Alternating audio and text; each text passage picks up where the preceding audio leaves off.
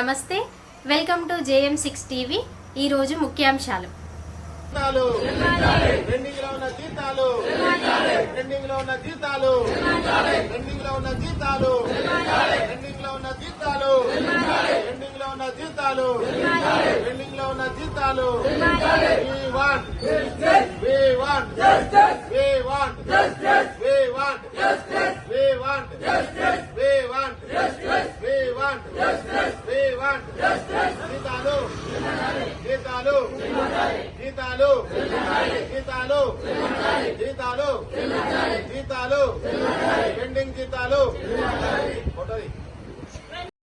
కరీంనగర్ ప్రభుత్వ హాస్పిటల్లో పనిచేసినటువంటి sanitation, patient care, security guards, plumbers కి గత 3 నెలలుగా జీతాలు రావడం లేదు.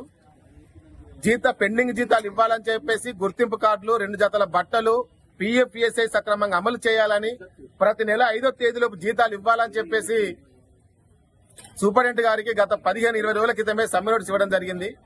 సమ్మె నోటీస్ ఇచ్చి సమ్మె చేస్తే వారం రోజుల క్రితం హాస్పిటల్ ధర్నా దగ్గరికి వచ్చి మీకు 72 గంటలలో జీతాలు ఇస్తామని చెప్పేసి మాట ఇవ్వడం జరిగింది. డిఎంఈ గారు, హైదరాబాద్ డిఎంఈ గారు వీరెడ్డి గారు వాళ్ళ హామీ మేరకు మేము సమ్మె విరమించాం. 72 గంటలు కాదు, 15 వారం రోజులు అవుతున్నప్పటికీ కూడా ఇప్పటికి కూడా పెండింగ్ లో ఉన్నటువంటి జీతాలు ఇవ్వడంలో అధికారులు నిర్లక్ష్యంగా వ్యవహరిస్తున్నారు. కాబట్టి దాని ఫలితంగానే మళ్లీ ఈ రోజు కార్మికులందరూ కూడా విధులు బహిష్కరించి ఈ రోజు హాస్పిటల్ ముంగట సమ్మె చేయడం జరుగుతుంది, ధర్నా చేయడం జరుగుతూ ఉన్నది.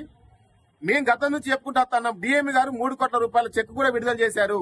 కానీ ఫైనాన్స్ ఆఫీస్ లో మాత్రం ఈ 3 కోట్లకు 5%, 10% కమిషన్ ఇస్తేనే విడుదల చేస్తామని చెప్పేసి చెప్తున్నట్టుగా అనుమానాలు వస్తున్నాయి.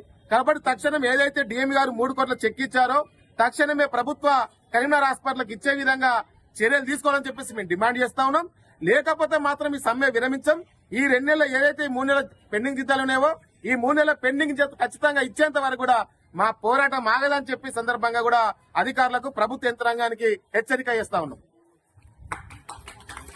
బండారు శేఖర్, యూనియన్ గౌరవ అధ్యక్షులు, ప్రభుత్వ hospital workers and employees union, Karimnagar.